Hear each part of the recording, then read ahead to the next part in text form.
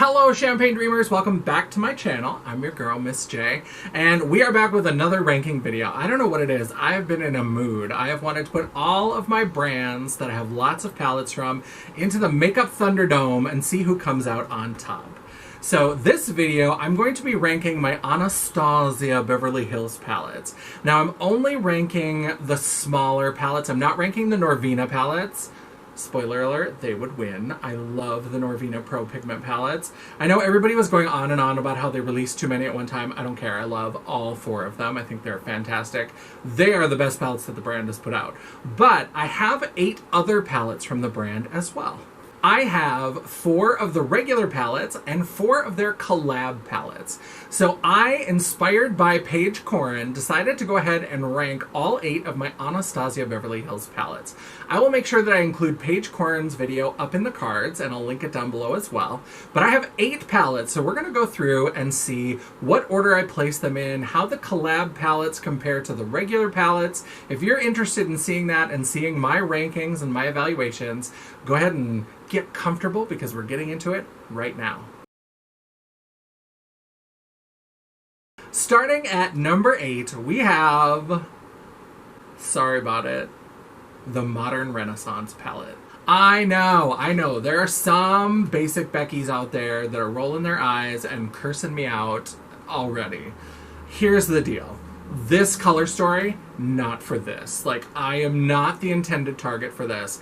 And as much as people want to talk about the Modern Renaissance changed people's lives, the Modern Renaissance was a game changer, blah, blah, blah, blah, blah. Fine, whatever. Yes, people knocking off this palette dominated the beauty industry for 3 years, maybe, like at least, where all we got were warm neutrals and like red tone neutral palettes, all that kind of shit.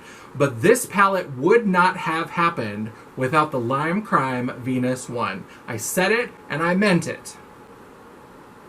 Seriously, this palette would not have come out if the Lime Crime had not existed first, because that one really fucked up the game, brought in those red, warm tone, pop colors, and Lime Crime is much brighter, much like more vivid and more interesting to me, and then they came along and did it in a much more neutral sort of fashion. So I get that this like dominated the beauty space for a long time, but it really owes a debt to Lime Crime that never gets paid, and it's just not a color story for me. So this one is the bottom. I've mostly kept this as like a comparison palette, although I don't even use it to compare to stuff that often because I don't buy these kind of neutral, basic Becky color stories. Number 7, Subculture. So I bought this palette at TJ Maxx when it was half off. I bought it after it was reformulated, so I don't have the powdery, drastic mess. And I think there are some beautiful shades in this palette. I do love the grungy idea. Like Axis is a beautiful grungy blue, this grungy green, this kind of purple, this red. These kind of colors, these muted grungy colors, are what I think of when I really think of like 90s alternative music scene kind of looks. However, there's nothing to pair it with. It's just the sort of grungy colors. So there's not much in terms of lighter colors that you can even pair it with. So I like the idea of it, but I would have to bring in other colors to do this. I don't do these kind of muddy, grungy looks where it's just these colors together. I do think that this is a stunning, stunning shimmer. Electric. This is gorgeous. Adorn is not really the type of color that I use, but it is a beautiful shimmer. So there are some beautiful colors in here. It's just too grungy. It's too dark. I need a little bit more. In the number 6 spot, we have the Prism palette. This is another one that I kind of like individual shades. Like Sphere, I think is so cool. It definitely struggles. It needs a white base, and it really needs to be packed on, and you need to work with it. But Sphere is great. I think Osiris is a great shimmer.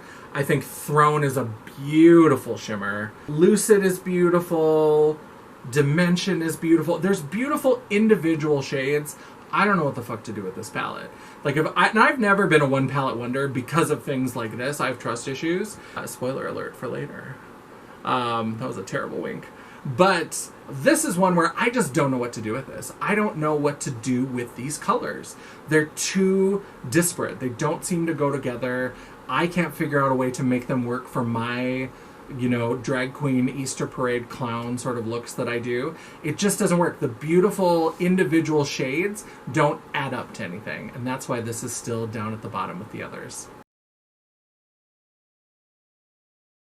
In the number 5 spot, I have the first of the collab palettes in my collection, and that one is the Jackie Aina palette. Now this palette is gorgeous. I do really love it, and actually the packaging is probably my favorite packaging of any of the palettes, because it is still like a fabric, but it's not the type of fabric like the modern Renaissance or the subculture that just fucking get dirty immediately. I mean, look at how gross this is. This is just, it got some blue eyeshadow on it, and it's never been the same. And this one, again, there are some beautiful shades, and this one I think is where we're starting to get into some coherent color stories. The other ones I feel like, Modern Renaissance was coherent, but it was boring as fuck. Subculture was coherent, but it didn't have enough variety of shades and tones to be able to make full looks. Prism was just all the fuck over the place. This is where I feel like I have enough variety of tones, and I have enough shades that work together that it's more coherent. So that's why this is starting to push above those other ones. But it's just not colors that I tend to use very often. I don't use a lot of these like brick reds. This pink is beautiful. This purple is gorgeous. But there's a lot of brown in here. Again, any of the palettes that skew really brown are not things that are going to be in the top of my list. Just because I'm not looking for a lot of brown shades. I'm looking for color, color, color. And there's beautiful color. This pink Supreme is gorgeous. Big Wig, this purple, stunning. These shimmers, Trust Issues, so good. That is gorgeous. Sponsored, beautiful. Lituation, gorgeous. All of these are lovely, but it just gets a little bit too brown. There's still too much neutral for me. So this ended up in the number 5 spot. And now we're cracking into the top 4. In the 4 spot, I have another collab palette, and that is the Amrezy palette.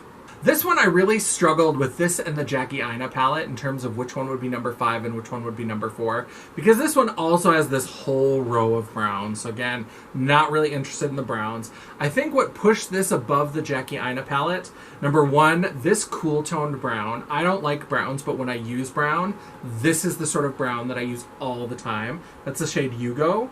This blue blew me away. Sorry. Barb is a fantastic shimmery, glittery shade. Resi is a beautiful shade. Anastasia is a beautiful shade. Liddy is a pressed glitter, which I don't love, but it's a beautiful shade. Cupcake is beautiful. These shimmers are bright, they're shiny, they're the kind of thing. So I think those are really the shades that push it above. These really high impact shades, like Leo, like Barb, like Resi. Those are the ones that really push this above Jackie Aina for me. But they're really just neck and neck for me, those two collab palettes. But this one ended up in number 4. This is the Amrezy palette. Number 3, we are getting into some more bright, fabulous, impactful color. We have the Riviera palette. They moved away from the flocked velvet, but look at how disgusting this palette is. That's one thing about Anastasia palettes that drive me nuts in general, and I'm so glad that the Norvina Pro palettes are a hard plastic. This is filthy, and this will never be clean again. So this is the Riviera palette. I like this because it does, you're not going to get an Anastasia palette and not have a couple neutrals. Don't get me started, Basic Becky's. But I do love that they've got this bright purple, they've got the bright pink, and these shimmers are stunning. Mediterranean, gorgeous. Seaside is lovely. Seychelles is a beautiful turquoisey teal. Palermo, this kind of interesting pink that's got this almost coppery note to it. So I love that they started, when this came out, I was like, finally they did some color, so I had to snatch it up. I have some regret about it that we'll talk about a little later. You might be able to see where I'm going with this, but this is my number 3 palette, the Riviera. Number 2, another collab palette. This one has beautiful packaging that, thank God, stays clean, and that is the Carly Bible palette. I don't really follow Carly Bible. I had one of her BH Cosmetics palettes that I didn't really love. I don't really know much about her content, and I almost passed on this palette. I kept looking at it, and I'm like, the packaging is cute, but I don't know if I love it. It seems a little too neutral for me. But once I started really, really looking at it, I was like, I should probably have that in my collection. And the reason why is that, yes, there are some neutrals, but they're different neutrals than you see in every other palette. Every other Anastasia palette, I feel like, has that medium, mid-tone matte brown, a dark brown, a like tan brown. And this has that tan color, but these are much more like mauve-y, grayish kind of shades, and there's a shimmer, pinky shimmer. This cream, I mean, kind of basic, but then it's got this bright pop of peach. It's got this berry red. It's much more cool toned overall. Anastasia is drowning in warm tone neutrals, so when they do cool tone neutrals or things that are a little bit more unexpected, like this peach instead of just like a tan, I really like that. And these shimmers, gorgeous. Anastasia, as much as I make fun of them sometimes, they can do a goddamn shimmer. I wish they would do them more often. I wish they would stop doing boring-ass neutral palettes, trying to be like an upscale Tarte. But when they do a shimmer, they do lovely, lovely shimmers. OA, gorgeous. The glitter in here, it's so dimensional and beautiful. Aura is really gorgeous. Mandala is a beautiful, like if you like Urban Decay's Asphyxia, it's that kind of like pink purple with a blue shift. So pretty. Libra is a really beautiful taupey kind of shimmer. So I really like this. I love that it's got more cool tone. I love that it's got beautiful packaging that doesn't stain. And I just thought that this was great. I picked it up when it was on sale, and I can't believe I almost slept on this palette because I really do like it. And my number 1 Anastasia palette, this should not come as a surprise to anybody. I gave you a little spoiler alert earlier, and that is the Alyssa Edwards collab palette. I love this palette, and I hate that it dropped so close to the Riviera palette, because I feel like they are very similar in a lot of ways, but this one is just better. I like it because there's so many beautiful brights, and I think that this is a fantastic intro to drag palette. So if you are interested in getting started with drag and you're looking for a good palette to get you started, you don't have a lot of money, you don't have a lot of resources, you want one palette that's going to let you play and experiment. Now obviously there's all different kinds of drag and all different styles of drag. So if you're interested in doing like monster drag, if you're interested in, you know, looking like Abhora or something from Dragula, this is not necessarily the palette for you. But if you're interested in just trying to do big, draggy kind of looks, this is a great place to start, because there's this bright pink. First of all, the biggest thing for like an intro to drag palette to get you used to how to play with things and change them and mix up looks and blend is having a matte black and a matte white. And these are both really good shades. The matte black and the matte white are really, really good. And then you've got this beautiful hot pink, and you've got a coordinating shimmer. And then you've got this beautiful electric purple and a coordinating shimmer. So you can really work with the sort of play of matte versus shimmer, where you have the same or similar sort of color, where you can kind of play with that and learn that sort of skill. I think this is great for building your drag makeup skills, because it's got those coordinated, and it's also got this pop of blue, this pop of yellow. And so with that, because you've got 2 of your primary colors, you can make green. You can take this with the pink and make orange. Put in more of the yellow with a little bit less of the pink and make a peachy kind of color. Or put the yellow with this color and pump up this peach into a coral. So there's all kinds of things that you can do with this palette that I think are great for beginners. And I think that if you just want something, you're running late to a show and you just need to bang out a good, high quality look, this is a great palette for that. I think that they did an amazing job with this. I'm not even like a huge Alyssa Edwards fan. Like, it's fine. I'm not choosing this as my number one because I'm a stan or anything. She's okay. I don't pay that much attention to her. I just think they did an amazing job with this palette. And I feel like even though there's like, this is that brown that is in every Anastasia palette, and like this is super boring, every other shade in here is a banger. I think that for an Anastasia palette, for someone like me who loves color and loves high impact, to only have 2 shades that I'm like, meh, that's an achievement.